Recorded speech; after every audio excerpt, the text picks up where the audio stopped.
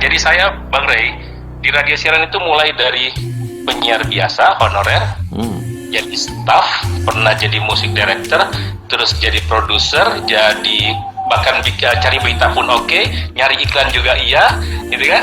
Terus pernah juga. Jadi benar-benar all round ya waktu itu ya, all round ya, Prof. Ya, pernah jadi reporternya, pernah jadi iklan juga, pernah jadi PD, terus pernah menjabat sebagai GM, naik jadi direktur di radio yang sama. Terus di Delta itu saya pemegang saham, walaupun saham terkecil, tapi artinya saya udah punya radio kan. Mantap. Nah, gitu kan. Iya. Nah, setelah itu terus kemudian saya juga ikut bantu mendirikan Prambors Makassar. Kebetulan teman-teman di Makassar mau bikin Prambors radio anak muda, terus Pak Malik diajak untuk gabung untuk membuat Prambors Makassar. Saya diminta untuk bergabung. Nah, itu sebelum saya jadi dosen.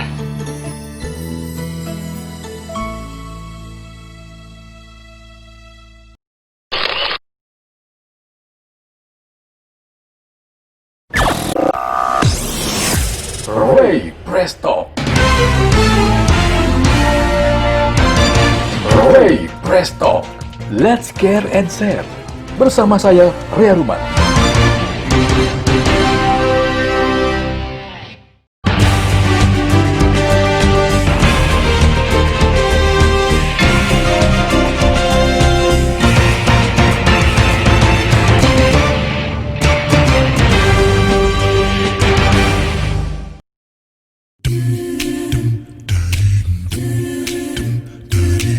Assalamualaikum warahmatullahi wabarakatuh. Halo podcaster, saya Ria Ruman hadir lagi menjumpai Anda di obrolan hangat dan segar Ray Presto.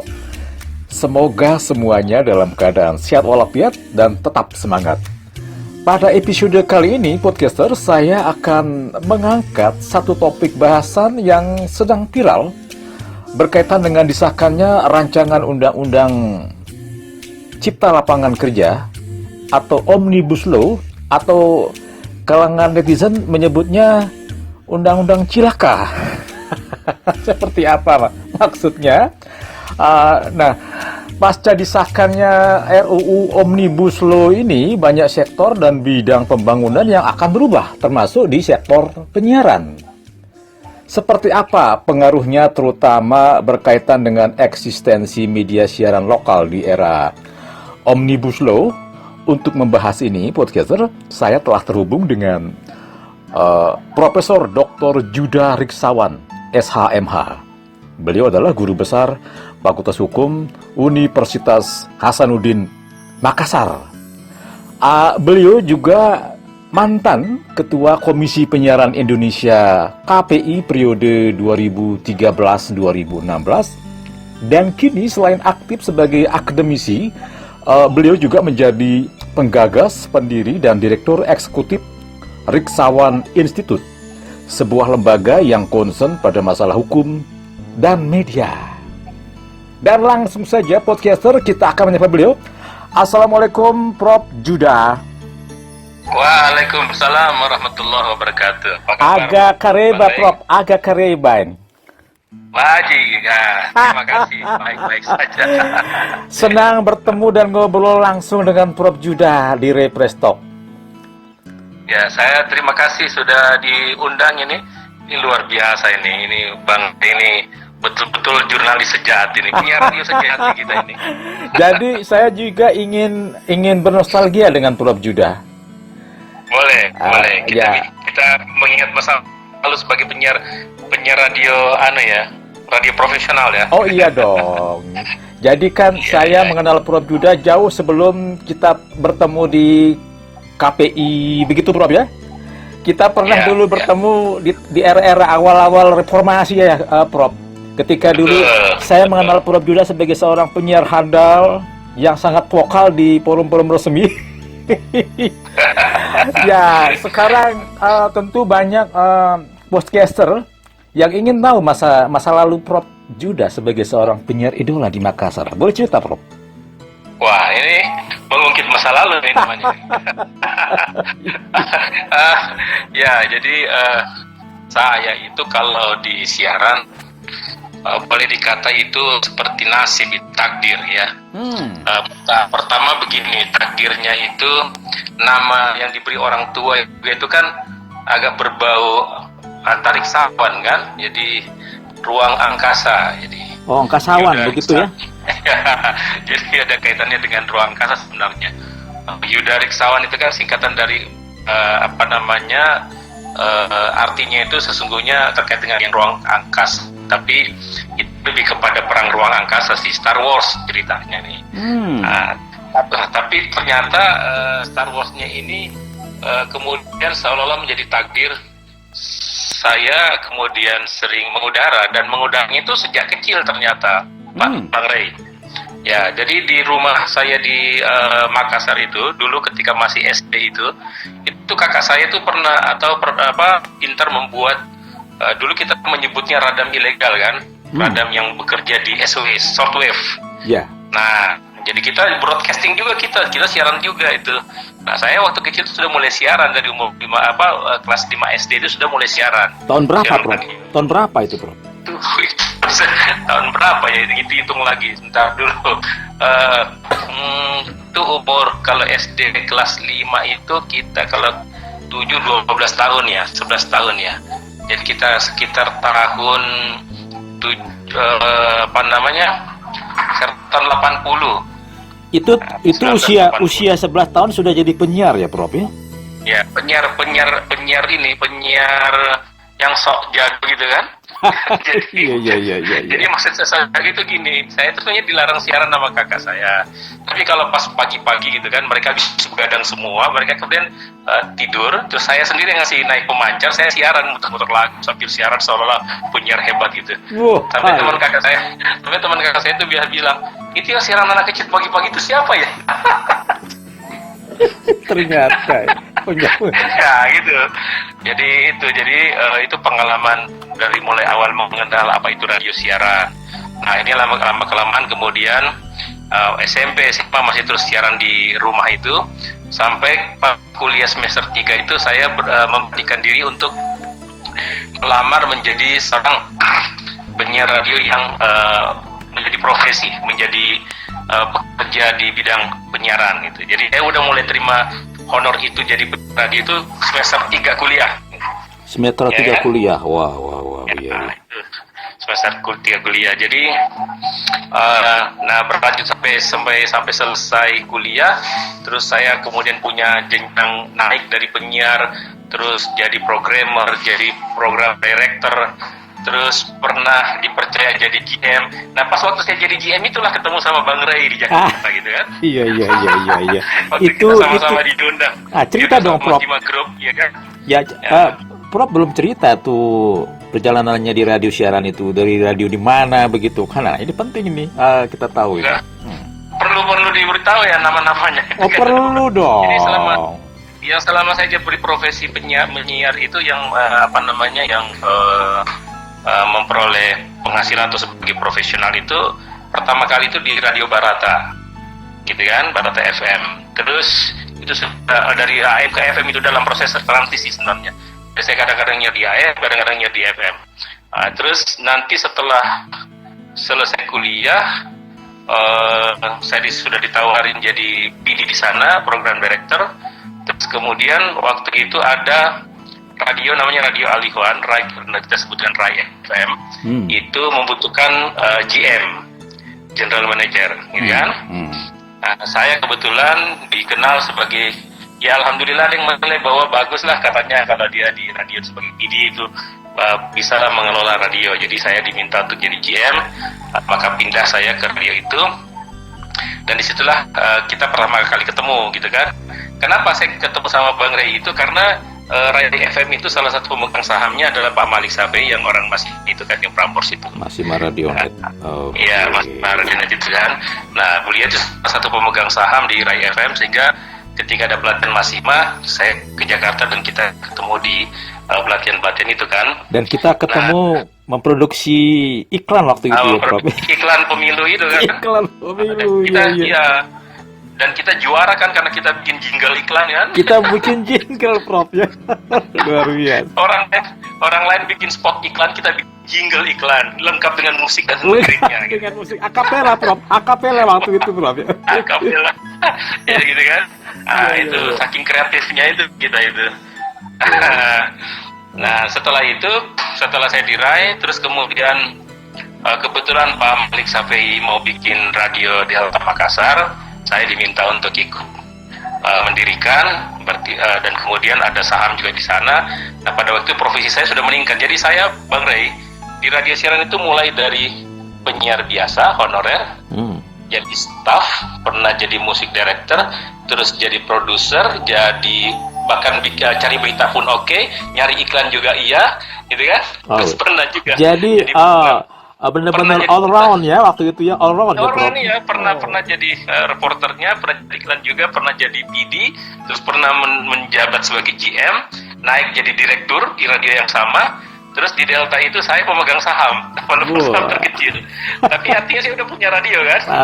Mantap. Nah, gitu kan. Iya. Nah, setelah itu terus kemudian saya juga ikut bantu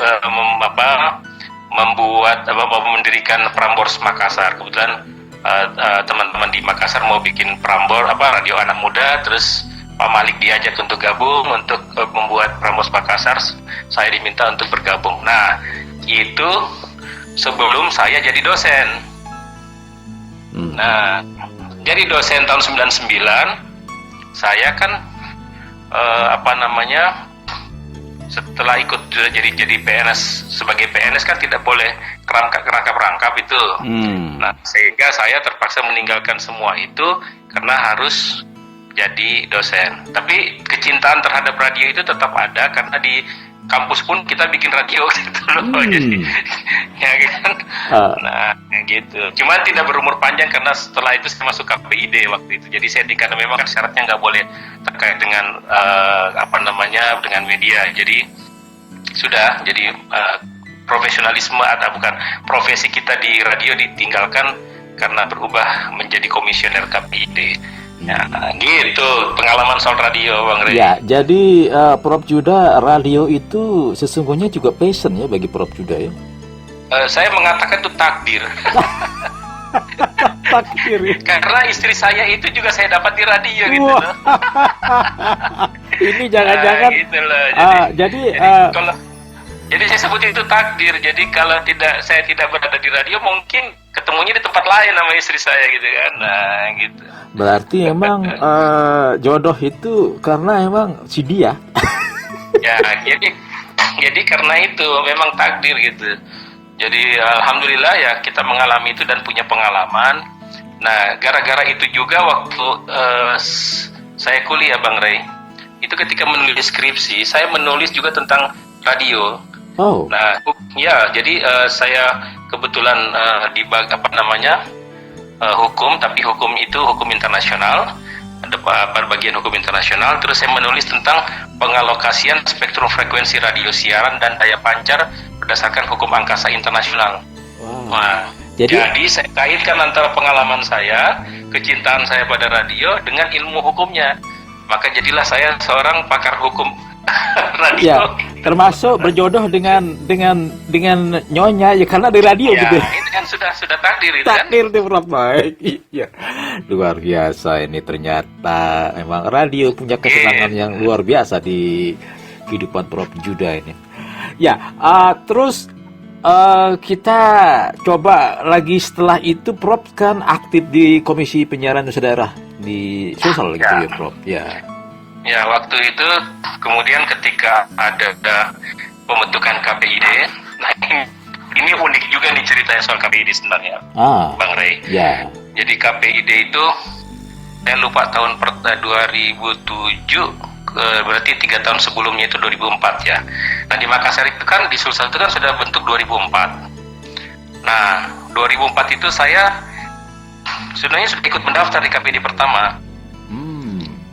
Sudah ikut mendaftar, tapi ada yang lucunya begini, saya sudah masukin berkas, sudah ikut, pokoknya tinggal tes tes psikologi, ya kan, psikotes. Nah kebetulan saya ke Jakarta, ya kan, saya nggak tahu urusan apa tempo hari saya ke Jakarta. Nah berdasarkan informasi yang saya terima, dalam pemahaman saya psikotes itu 2 hari, ya kan? Dan seolah dalam pemahaman saya bisa milih hari pertama atau hari kedua. Nah, jadi karena urusan saya belum selesai pada hari pertama, jadi saya bilang nanti saya kembali pada hari kedua saja, saya ikut yang psikotesnya, ya kan? Maka ketika saya balik ke Makassar menghadap panitia, tahu nggak kenapa jadi lucu? Karena ternyata psikotesnya itu 2 hari. Maksudnya saya harus ikut hari pertama dan hari kedua.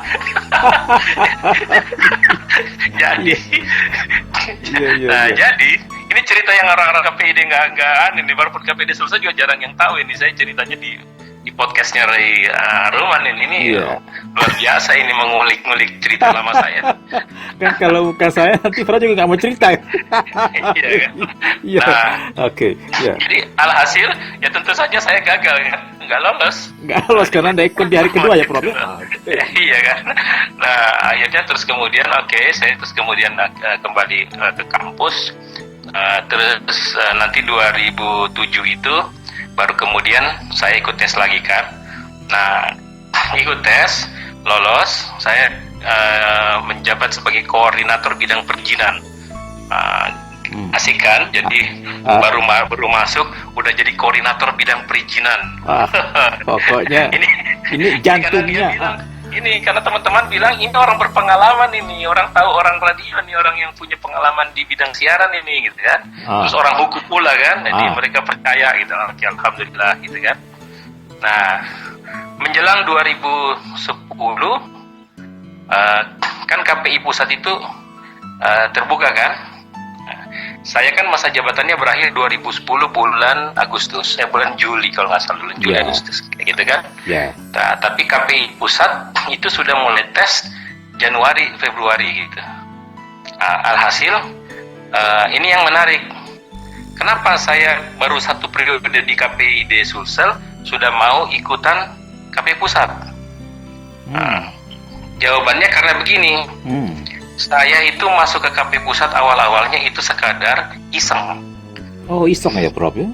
Iseng karena begini, karena saya melihat peta pemilihannya itu ada kekuatan-kekuatan tertentu yang sudah meramalkan ini yang bakal naik jadi komisioner, ini akan terpilih dan sebagainya. Saya udah mendapatkan cerita tentang itu kan. Nah, tapi saya bilang masa sih? Nah, waktu itu saya udah doktor kan waktu itu. 2009 kan saya dokternya di Desember. Jadi saya bilang masa sih saya dokter nggak bisa tembus Jakarta gitu kan? Ini agak sombong sedikit waktu itu. Iya. Gitu kan? Sehingga saya iseng aja, coba deh. Kalau memang saya bilang kalau memang udah takdir ya siapapun nggak bisa menolak kan. Kalau memang Allah yang tetapkan ya tetapkan pasti jalan. Jadi nothing tulus saya waktu itu kan. Ya udah, saya malah mengajukan lamaran. Menyampaikan permohonan ini ikut, kemudian ikut seleksi berkas, administrasi dan sebagainya. Ternyata lolos kan sampai 27 orang masuk ke DPR. Sampai di DPR, saya juga tidak punya teman bersatu di DPR. Saya orang baru gitu. Iya. Cuma dengan modal ini, Bang Ray, modalnya adalah kita kan selalu pasti punya teman kan. Dari teman itulah kita minta bantuan. Siapa tahu dia punya bisa menyampaikan, mengendorse atau memperkuat argumen bahwa orang ini pantas nih, gitu kayak gitu kan. Ya, tapi maaf Prof, saya ingat waktu itu kita kan ketemu di Rakornas kalau nggak salah di Palembang kalau nggak salah itu kan. Dan itu jadi, Prof, itu Dr. Judarik Sawa tampil sebagai salah satu narasumber tentang digitalisasi penyiaran waktu itu ya. Jadi kira-kira begitu gambarannya. Ya, apakah itu juga pemicu ya Prof Juda sehingga akhirnya kenapa nggak sekali-kali saya di KPI aja gitu? Nah, itu dia. Jadi kan sampai ke sana lah. Jadi seolah-olah merasa mampu, seolah-olah gitu kan. Saya cuma merasa bahwa saya bisa menyumbangkan, bisa lebih berperan kepada penyiaran karena saya sekali lagi selain passion, saya bilang ini takdir gitu kan. Sudah kuliah hukum seperti itu, pengalamannya seperti itu, jadi ya udahlah. Saya bilang kalau memang ini takdirku maka saya coba deh. gitu kan. Nah, sampai DPR pun demikian. Jadi saya nothing tulus saja, cuma bilang teman-teman tolong kalau misalnya ada teman di anggota DPR, ya paling tidak promosikanlah saya gitu kan, perkenalkan bahwa itu teman gitu. Dan akhirnya Prof Juda langsung gol gitu kan? Dan itu kan saya terpilih, walaupun saya berada di urutan paling terakhir kan dari 9 orang itu. Mantap. Iya, luar biasa. Ya, kan? Jadi, 2010-2013 kita menjabat sebagai komisi komisioner, ya saya cuma anggota saja di kelembagaan waktu itu. Dan dengan proses waktu 3 tahun kan berarti orang sudah bisa melihat kinerja kita, dan waktu itulah kita sudah mulai bicara soal digital, kita sudah mulai bicara soal kepemilikan, orang-orang sudah mengenal saya dan gitu kan. Nah, akhirnya ketika mencoba lagi, alhamdulillah teman-teman di DPR percaya gitu kan bahwa orang ini bisa punya kapasitas untuk melanjutkan sebagai komisioner. Ya, alhamdulillah jadi proses itu demikian sampai kemudian rapat pleno pertama kita ketika pemilihan ketua, teman-teman mempercayakan saya sebagai ketua, walaupun memang ketika pemilihannya ya juga agak sengit gitu kan, karena ada 3 calon ketua, terus kemudian diperas menjadi 2, terus jadi 2 itu jadi 1, kayak gitu. Mantap. Ya, kalau saya sih ingatnya dulu Prof, ketika begitu Prof gabung dengan KPI, salah satu kan agenda waktu itu pemilihan Korwil ya. Ya. Masih kan nggak Prof itu Korwil? Ya. Yang saya termasuk yang sangat berharap. Nah, Prof Juda jadi soal Korwil. Korwil itu menariknya gini, kan waktu itu untuk pertama kalinya kita kemudian membentuk, karena 9 orang ini kan terlalu luas kalau satu orang harus bisa mengcover 32 provinsi, 33 provinsi waktu itu kan, belum ada 34. Nah, akhirnya kita sepakat bagaimana kalau kita membagi diri untuk beberapa provinsi, gitu kan? Dan akhirnya provinsi yang termasuk adalah saya Korwilnya adalah NTB kan? NTB, makanya itu ya saya. Iya, dan itulah untuk pertama kali saya datang ke NTB, dan pertama kali saya menginjak Mataram itu karena Korwil. Dan pada waktu saya datang ke Mataram itu saya tidak dapat hotel yang baik, saya kehujanan, cari makannya susah. Ya karena waktu itu ada itu Prof waktu itu kan, ada MTQ nasional waktu itu ya. Pokoknya semua hotel penuh. Itu ceritanya, iya betul ya. Dan saya tidak pernah kenalan sama siapa itu KPID, tidak tahu Bang Rey itu siapa. Waktu itu sebagai anggota KPID kan, aduh lucu deh. Ya ya pokoknya luar biasa lah waktu itu. Akhirnya keliling-keliling ketemu juga kan tempat menginap, dan ya itulah awalnya Prof ya. Okay. Itulah pengalamannya, kita kan cerita lucu-lucu aja ini kan. Jadi, nah supaya pendengar merasa ternyata kita punya cerita-cerita lucu pada masa yang lalu yang kalau dikenang juga biasa bikin ketawa ketika kita ada di penyiaran, terus ketika kita masih di komisi penyiaran gitu kan. Tapi dengan catatan itu tadi Bang Rey, saya merasa itu selain passion itu seolah-olah memang takdir. Jadi saya tetap walaupun sudah jadi guru besar seperti ini, ya saya tetap ternyata akhirnya mengajar juga tentang penyiaran. Karena saya selain di Fakultas Hukum punya mata kuliah khusus Hukum Telekomunikasi dan Informatika, di dalamnya ada unsur penyiarannya. Saya juga sekarang sudah diminta sejak 2 tahun terakhir ini mengajar di S2 di Pasca Sarjana Komunikasi di Unhas. Terkait penyiaran juga kan. Nah, kayak gitu. Jadi seolah-olah ini tidak akan lepas dari dunia penyiaran. Dan kalau ngomong-ngomong penyiaran Prof Juda, ini saya tetap ingat sekali ya, ketika dulu perdebatan mengenai digitalisasi penyiaran. Berarti kalau 2010 ya 10 tahun yang lalu ya Prof ya? Ya, kira-kira. Ya, di era-era dulu kan Prof ya? Soal digitalisasi itu di Indonesia itu kan ramainya pas Permen 2011. Ya, ketika istilah ASO, analog switch off gitu kan? Ya, yang digugat sama teman-teman TVRI ke Mahkamah Agung itu kan, yang kemudian dibatalkan Permen Kominfo-nya kan. Itu 2011 kalau nggak salah ya. Ya, ketika saya masih jadi komisioner kelembagaan waktu itu. Dan Prof termasuk salah satu yang bukan tidak setuju dengan digitalisasi, tapi memang harus dilakukan secara gradual bertahap waktu itu ya kalau nggak salah Prof. Enggak, kalau yang itu sebenarnya saya sebagai komisioner kan selalu punya niat baik untuk kita saling mengingatkan. Iya. Dan memang waktu itu KPI pusat itu seolah-olah ya tidak terlalu dilibatkan dalam proses digitalisasi itu. Jadi sehingga kami waktu itu ketuanya kan masih Kang Dadang. Jadi Kang Dadang itu suka ngundang teman-teman Kominfo untuk ngobrol gitu kan. Nah, pada satu kesempatan kita juga bisa menyampaikan harapan-harapan dan juga saran-saran gitulah. Nah, salah satunya ya seperti itu, bahwa kebetulan saya basicnya hukum internasional, terus kemudian tentu saja kita sudah punya informasi yang bisa kita peroleh secara luas terkait dengan itu. Nah, informasi-informasi dari Geneva Agreement 2005 gitu kan, apa itu ASO 2005 Geneva Agreement 2006, terus kemudian mereka harus analog switch off 2015, bagaimana negara Eropa dan bagaimana region 1 berbeda dengan region 3 itu. Bulan itu kan pelajaran saya, itu mata kuliah saya itu gitu kan.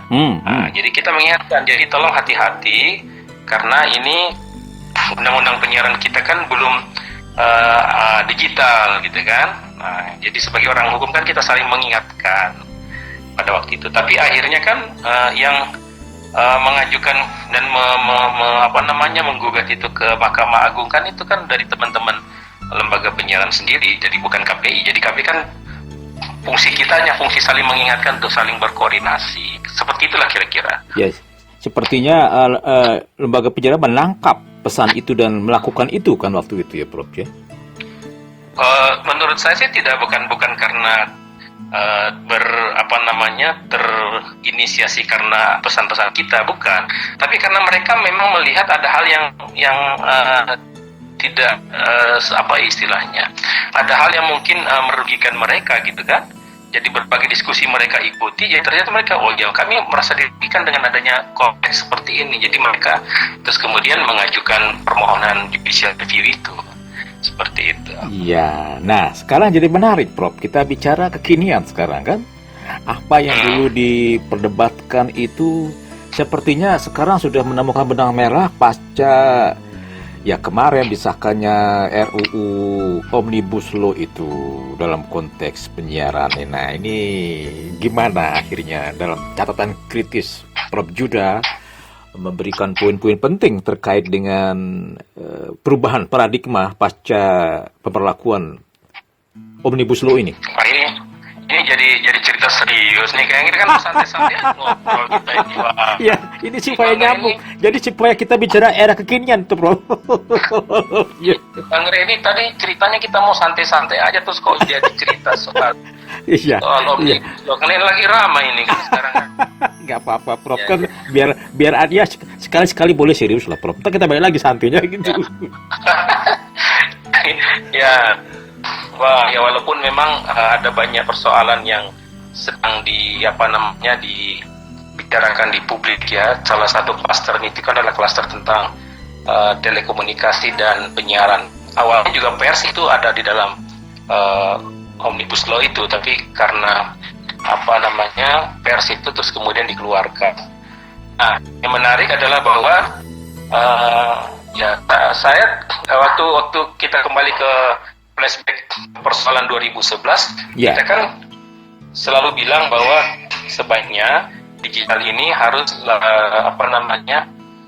dasar hukumnya undang-undang, ya kan? Tapi karena undang-undang penyiaran direvisinya tidak selesai dari 2009, 2010, 2011. Terus kemudian akhirnya tidak ada dasar hukum untuk digital. Nah, jadi sehingga kalau sekarang di Omnibus Law itu ada ketentuan terkait dengan digital, ya berarti sesungguhnya itu menjadi solusi atas persoalan hukum yang sejak 2011 terjadi. Karena memang perintah Mahkamah Agung kan itu harusnya itu dalam bentuk undang-undang. Nah, ketika dalam Undang-Undang Cipta Kerja ini ditetapkan bahwa ada proses migrasi penyiaran dari analog ke digital dalam jangka waktu 2 tahun sejak diundangkannya ya Jadi bukan sejak kemarin, tapi sejak diundangkannya undang-undang ini, kan itu kan kemarin baru pengesahan DPR, belum diundangkan, belum ada nomornya kan. Nah, itu setelah 2 tahun setelah itu maka proses migrasi itu sudah diharapkan untuk mulai langsung atau terlaksana. Nah, itu artinya pemerintah sudah mendapatkan payung hukum untuk melaksanakan digital. Nah, apakah persoalan itu akan selesai sampai di situ? Ya, saya berharap sih mudah-mudahan terselesaikan, karena kemarin concern kita di KPI kan adalah soal dasar hukum itu, gitu loh. Tapi kalau misalnya ada hal-hal lain yang kemudian menjadi ekses atau implikasi dari adanya itu, ya mudah-mudahan bisa diantisipasi, gitu ya. Mudah-mudahan bisa diselesaikan dengan cara yang baik, agar tidak ada pihak yang merasa tercederai dengan adanya ketentuan ini. Itu karena gimana? maksudnya akses itu seperti apa yang dalam bayangan Prof itu? Ya, belakangan kan kita sebelum sebelum undang-undang ini atau dalam proses pembahasan ini kan kita dengarkan ada juga teman-teman industri yang berharap itu jangan terlalu cepat, misalnya jangan 2 tahun, mereka ada yang minta 5 tahun. Terus ada hal lain, misalnya Undang-Undang Cipta Kerja ini tidak menentukan bagaimana model digitalisasi itu. Kalau konsep yang dilakukan pada Permen 2011, ketika kita bicara tentang dasar hukum dengan pemerintah, itu kan pemerintah atau Kementerian Kominfo kan sudah menyusun suatu sistem dengan sistem multiplexing. Nah, dengan sistem multiplexing terus kemudian menjadi pertanyaan siapa penyelenggara multiplexing. Tahun lalu Undang-Undang Penyiaran kan seharusnya sudah masuk prolegnas, harusnya sudah selesai. Nah, di Komisi 1 juga sudah selesai, yaitu dia menentukan bahwa penyelenggara multiplexing itu single multiplexing, dan penyelenggaranya adalah TVRI. Tapi terus kemudian dibalik, berubah lagi, dan balik hanya menyetujui yang hybrid, yang ada lembaga TVRI-nya dan juga ada swastanya. Dan kan kemudian akhirnya deadlock, dan akhirnya Undang-Undang Penyiaran itu kan kemudian tidak jadi direvisi. Nah, ini persoalan yang belum selesai sebenarnya, karena di Undang-Undang Cipta Kerja itu tidak ada bunyi bagaimana sistem multiplexing itu dan siapa penyelenggara multiplexing. Apakah dia single atau hybrid, itu belum ada. Nah, tinggal nanti sekarang diterapkan oleh peraturan pemerintah yang akan melaksanakan aturan tentang digital itu. Nah, itu saya bilang tadi, makanya mudah-mudahan apa yang ditetapkan nanti berikutnya oleh pemerintah itu bisa tidak menimbulkan masalah lagi dengan pihak-pihak yang dari awal itu ada persoalan soal single multiplexing, hybrid dan sebagainya, gitu ya. Nah, karena kepentingan kita waktu itu ketika di KPI sebenarnya tidak ada masalah sih dengan mau model seperti apa. Kita cuma waktu itu kan menanyakan bagaimana dasar hukumnya, dan yang terpenting juga bagaimana posisi KPI sih sebenarnya waktu itu. Ya. Nah, kira-kira begitu, Bang Rey. Terus Prof, dengan ya. dengan ini posisi standing dari Undang-Undang Omnibus Law dikaitkan dengan Undang-Undang Penyiaran, ya dalam konteks hukum penyiaran ini bagaimana harus menyikapinya? Mana yang lebih diutamakan dalam Undang-Undang Cipta Kerja itu tidak menghapus Undang-Undang Penyiaran secara keseluruhan. Itu catatan penting pertama yang harus dipahami oleh semua pihak, bahwa Undang-Undang Nomor 32 Tahun 2002 itu tetap eksis, gitu ya. Karena dalam Undang-Undang Cipta Kerja mereka tidak merevisi secara keseluruhan undang-undang itu, dan bahkan tidak menghilangkan undang-undangnya, gitu ya, tidak dihapus. Nah, yang mereka lakukan hanyalah mengubah beberapa pasal dan menghapus beberapa pasal, dan juga menambah satu pasal 60A itu yang terkait dengan digital. Nah, hanya saja yang perlu jadi catatan, ada pasal-pasal tertentu di mana pasal-pasal itu kemudian menjadi suatu perubahan dalam sistem penyiaran di Indonesia. Misalnya ada penghapusan, bukan penghapusan, perubahan pasal terkait dengan proses perizinan, gitu ya. Jadi proses perizinan itu kan dulunya di Undang-Undang 32 itu ada keterlibatan KPI, Komisi Penyiaran Indonesia dalam proses perizinan, dan karena kemudian itu diubah, jadi kemudian dalam proses perizinan KPI seolah-olah tidak ada lagi dalam proses itu, gitu ya. Jadi itu mengikuti sesungguhnya apa yang sudah dilaksanakan beberapa tahun terakhir ini terkait dengan OSS kan, One Single System untuk perizinan kan, jadi langsung dengan menggunakan sistem digital. Nah, kemudian apalagi terkait dengan sanksi, itu juga sanksi di dalam undang-undang penyiaran itu kan ada aturan tentang apa saja itu sanksi administratif, dan itulah yang biasa dipakai oleh KPI untuk menjatuhkan sanksi. Nah, terkait dengan sanksi-sanksi itu harus menunggu peraturan pemerintah tentang bagaimana penjatuhan sanksinya, baru kemudian bisa di-exercise ketentuan baru dalam Undang-Undang Omnibus Law. Itu beberapa perubahan misalnya. Ya, ini yang menarik, Prof.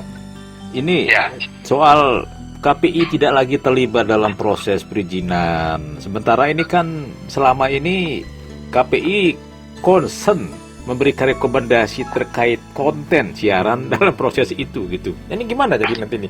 Nah, ini kita tunggu aja peraturan pemerintahnya seperti apa. Harapan saya pribadi gitu ya.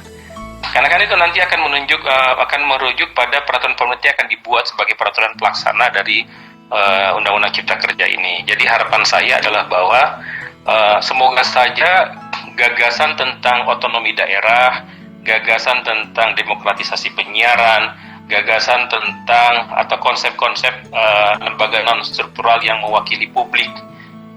Karena ketika Undang-Undang 32 dibuat itu kan konsep besarnya adalah penyiaran itu ranah publik, sehingga kemudian publik dilibatkan di dalam proses-proses penyiaran tersebut. Nah, mudah-mudahan itu tidak tergantikan, sehingga peran-peran daerah di dalam evaluasi dengan pendapat, walaupun sudah tidak ada nomenklatur itu di dalam Undang-Undang Cipta Kerja itu, tetapi mudah-mudahan di peraturan pemerintah yang akan dibuat itu juga masih tetap menempatkan peran otonomi daerah atau peran daerah di dalam proses-proses seperti itu. Walaupun kita memahami bahwa memang urusan telekomunikasi dan itu penyiaran itu menjadi urusan kewenangan pusat gitu ya. Tapi kan dalam konteks otonomi daerah, dalam konteks melindungi kepentingan masyarakat lokal, terus kemudian bagaimana lokal genius, kemudian local wisdom atau kearifan lokal, itu kan juga harus tetap diperhatikan. Nah, sehingga ya saya berharap ya ini harapan orang yang sudah di luar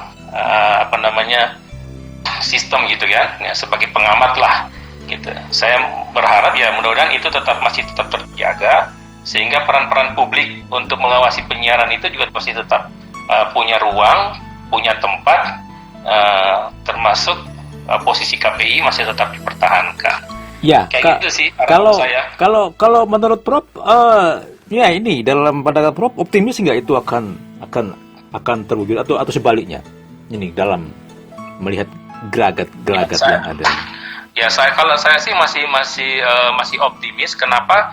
Karena sesungguhnya kalau mau saya duga gitu ya, dugaan saya dalam menggunakan dugaan asumsi saya adalah bahwa sesungguhnya yang dikejar oleh teman-teman pemerintah terkait dengan penyiaran di Omnibus Law ini hanyalah mendapatkan catelan gitu ya, tautan dasar hukum untuk bergeraknya kita dari analog ke digital. Itu sesungguhnya pekerjaan besar yang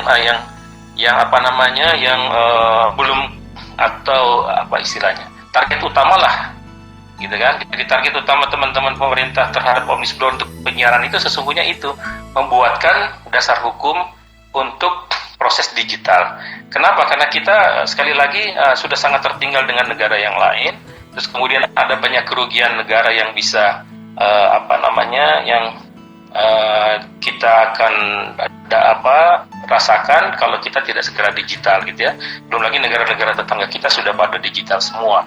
Nah, tentu saja syarat bahwa harus punya dasar hukum ya tentu saja Omnibus Law adalah cara tercepat atau istilahnya paling dekat lah untuk mempercepat proses itu kan. Karena kalau menunggu undang-undang penyiaran lagi ya Bang Rey kan juga tahu sendiri 2020 ini kan undang-undang penyiaran terus awalnya prolegnas terus hilang cabut lagi, jadi lagi kan hilang lagi. Nanti kapan gitu kan? Ya, kan betul. Nanti 2020 ini tidak mungkin ada undang-undang penyiaran kan? Tidak ada. Yang terdekat itu ya Omnibus Law-nya itu. Jadi menurut saya itulah target yang tercapai hari ini dan sehingga mengapa saya mengatakan optimis itu berarti harapannya bahwa sesungguhnya masih ada karena janji pemerintah kan bahwa KPI akan diperkuat dengan undang-undang penyiaran yang baru dengan gagasan-gagasan bahwa KPI itu misalnya lembaga yang super body, terus kemudian hal-hal yang sifatnya masa jabatan ditambah dan kewenangan ditambah dan seterusnya. Gitu. Ya, Prof, ini kalau kita bicara soal digitalisasi penyiaran kan sesungguhnya yang memang belum siap ini kembali lagi ya lembaga penyiaran swasta yang dari dulu juga memprotes karena ini persoalan investasi yang sudah begitu mahal mereka keluarkan untuk analog. Nah ini gimana ini ke depan ini, Prof? Ya, makanya saya dari awal memang selalu dalam diskusi dalam berbagai seminar dan harapan itu selalu menyampaikan seharusnya kita meniru negara-negara lain yang membentuk suatu konsorsium atau suatu istilahnya kerjasama antar semua pihak yang terkait untuk bicarakan tentang proses ini gitu ya, supaya tidak menguntungkan satu pihak, merugikan pihak yang lain atau mencari solusi di antaranya. Nah, sehingga saya berharap bahwa itu kemudian bisa duduk bersama-sama itu semuanya.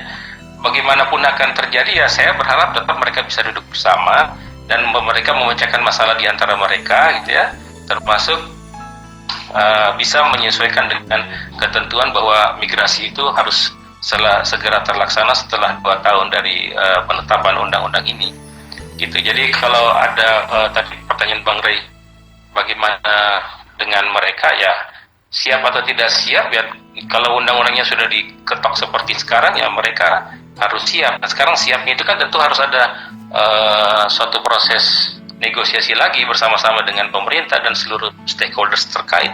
Dan satu hal yang pasti bahwa karena kita orang daerah ya, kita selalu menyuarakan suara-suara otonomi daerah.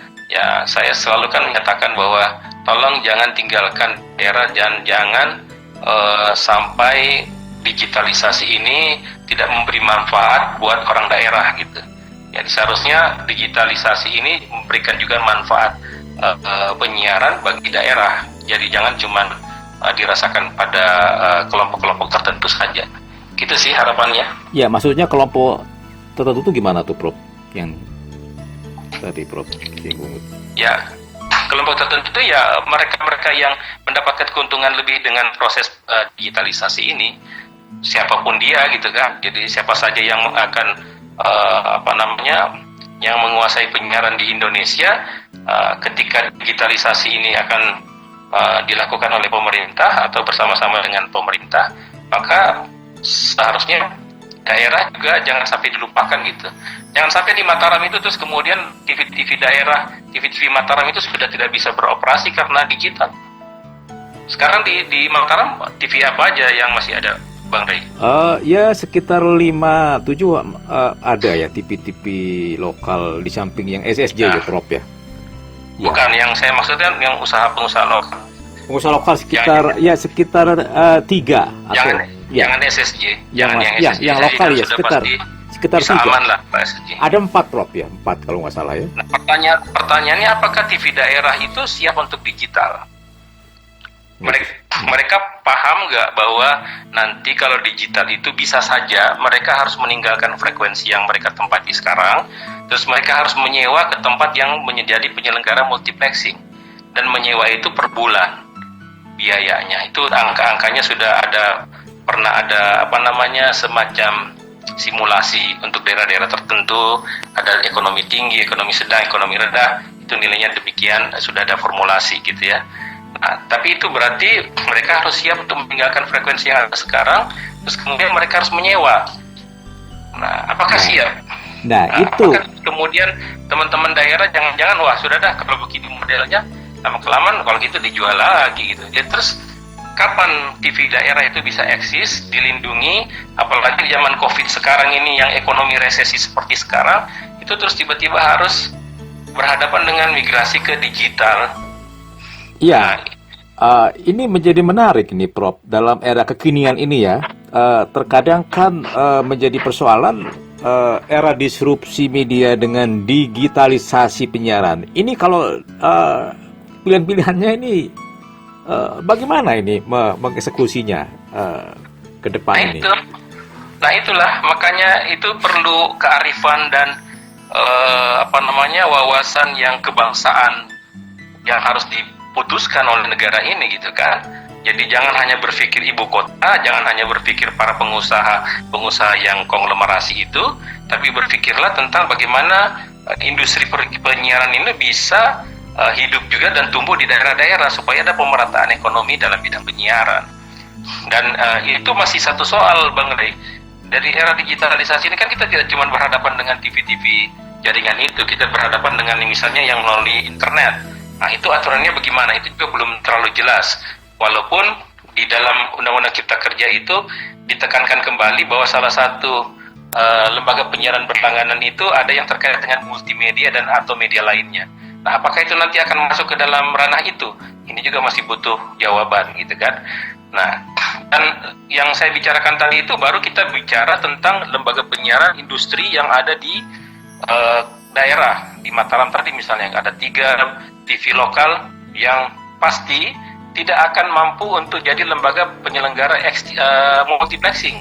Karena bisa saja karena ketetapannya kan untuk multiplexing itu bisa saja ada bidding. Bidding itu berarti lelang. Lelang itu berarti bicara soal uang. Mampukah dia bersaing dengan konglomerasi? Itu pertanyaan terbesar. Ataukah, mungkin nanti modelnya ini tebak-tebakan aja ya.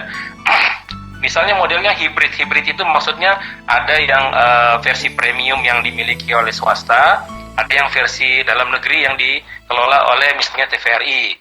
Oke lah kalau berarti kalau lewat TVRI harganya mungkin lebih murah. Ya kan, tapi bagaimanapun dia juga tetap harus nyewa ke TVRI. Nah, apakah TV-TV teman-teman TV lokal ini mampu untuk pindah ke sana? Itu juga pertanyaan. Bagaimana dengan biaya-biaya yang lain? Apakah terus kemudian pindah ke TVRI itu tidak ada alat yang lain yang dibutuhkan? Ya tentu saja banyak.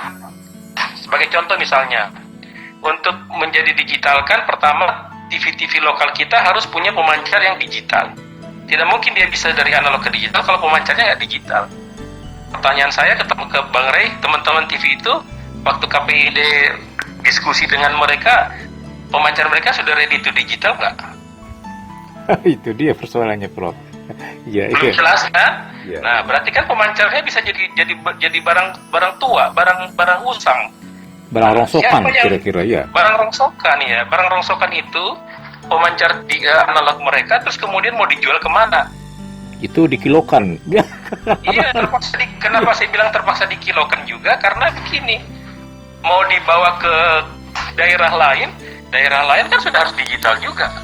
Ngapain saya beli pemancar kalau pemancar analog? Kan gitu kan? Nah, terus kalau mau diekspor ke luar negeri juga tidak terima, mereka juga sudah digital.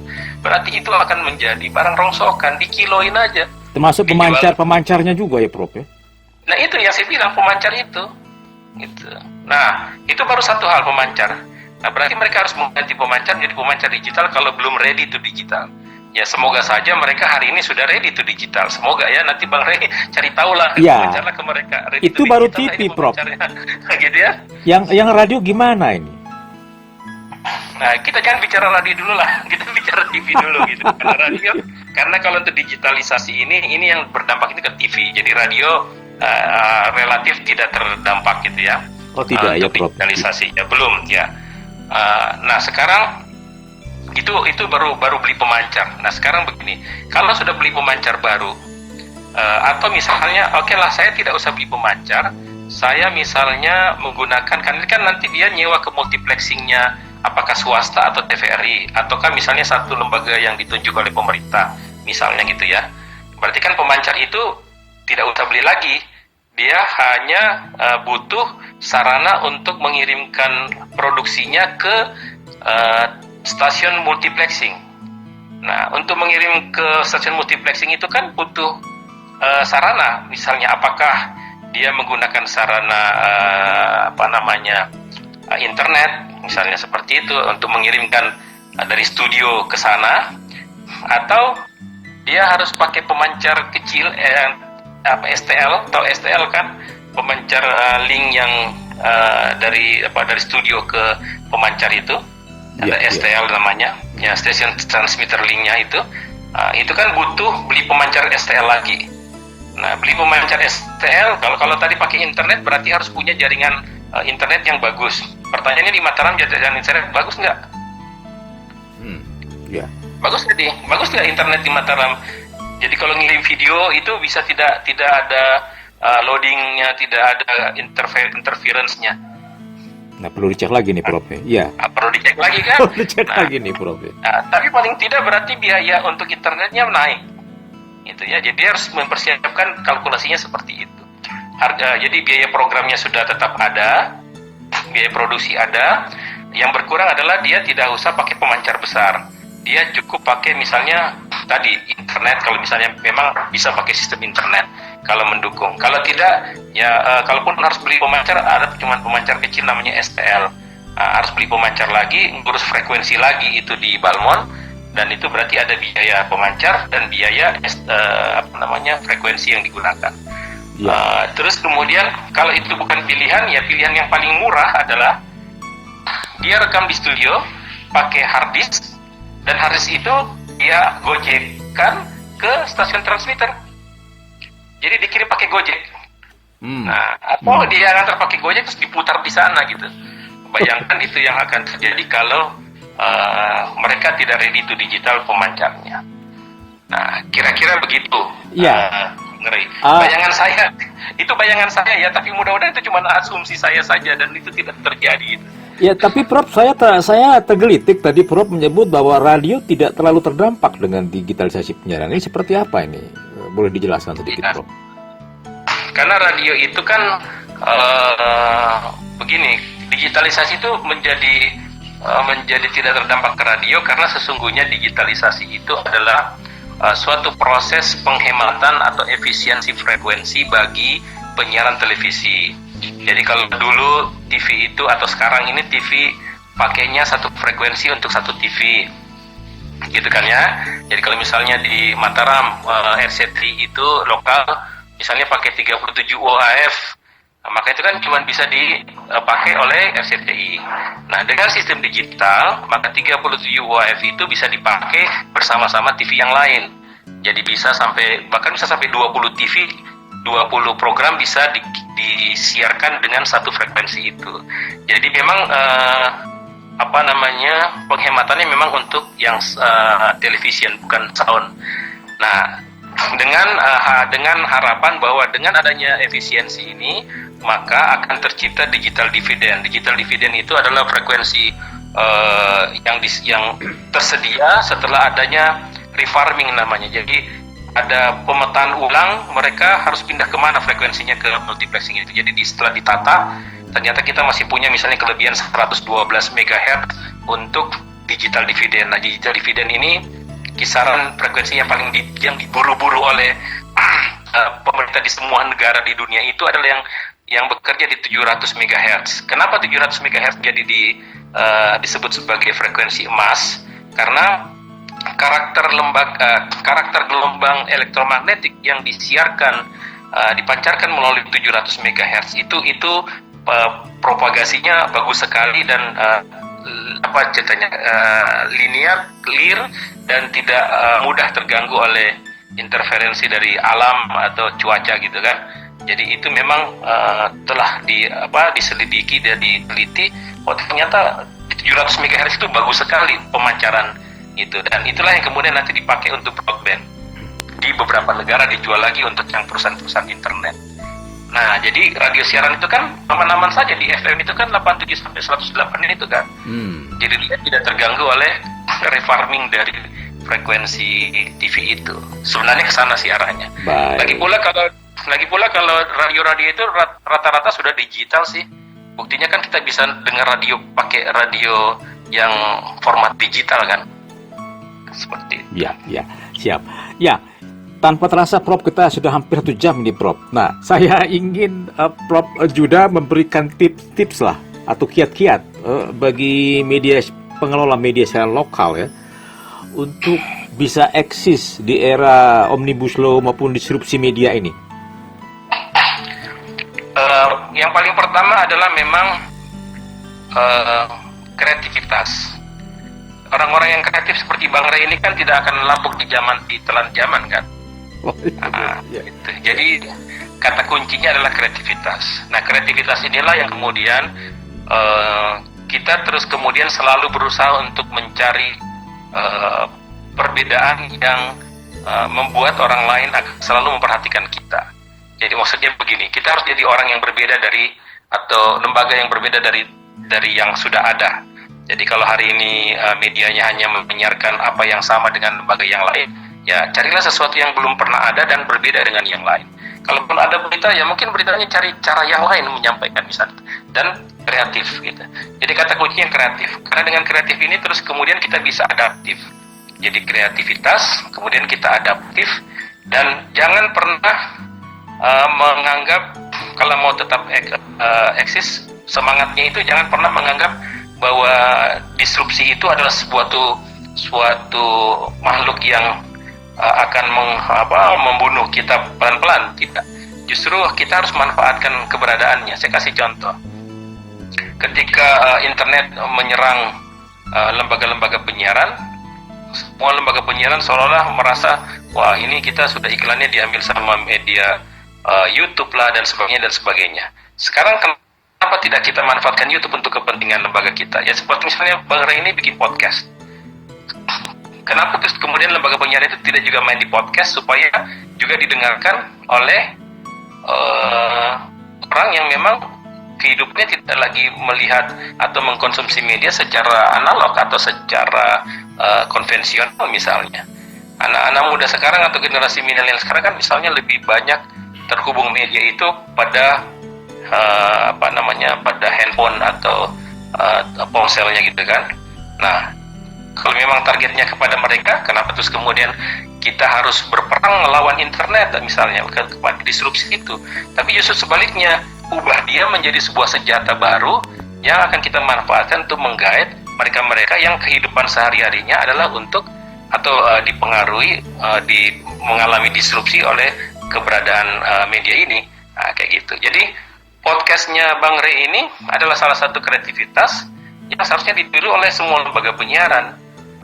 Tinggal nanti Bang Ray harus kreatif lagi supaya tidak kalah dengan lembaga penyiaran yang akan ikut main di podcast. Siap Prof, siap. Luar biasa Prof Juda. Ini sangat menginspirasi perbincangan kita untuk kali ini Prof. Ya, jadi terima kasih Prof Juda atas obrolan hangatnya bersama saya di Ray Presto. Ya, mudah-mudahan ada manfaatnya ya. Amin. Karena ini sebenarnya kita cuma ngalor ngidul aja nih sama Bang Ray. Ini cuma sekedar apa? Itu cuma sekedar saling sapa teman lama yang sudah nggak jarang atau bahkan sudah bertahun-tahun nggak ketemu ini setelah terakhir Rakornas di Lombok kan itu. Ya betul Prof ya, kita kangen sekali. Kapan-kapan ya mampirlah ya, kan? ke Lombok lagi Prof, kita bernostalgia Prof. Terakhir sekali kita ketemu di Rakornas KPI ya. Jadi mudah-mudahan apa yang kita sampaikan ini sekali lagi hanya sekedar saran, pemikiran-pemikiran. Kalaupun ada hal yang terlalu serius ya anggaplah itu kita cuma sekadar menuangkan pemikiran bersama teman-teman untuk mendapatkan hasil yang terbaik buat bangsa dan buat semua orang lah, gitu ya, Bang Ray. Siap, Prof. Ya, jadi semoga bahasan kita kali ini bermanfaat bagi podcaster dan memberi perspektif baru pemahaman kita tentang masa depan penyiaran Indonesia, terutama media siaran lokal. Sekali lagi, terima kasih Prof. Juda. Sukses selalu, Prof. Juda. Ya, terima kasih, Bang Ray. Sehat selalu. Salam untuk teman-teman di Mataram, khususnya di Nusa Tenggara Barat ya secara umum. Ya. Terima kasih. Assalamualaikum warahmatullahi wabarakatuh. Waalaikumsalam warahmatullahi wabarakatuh dan sampai jumpa.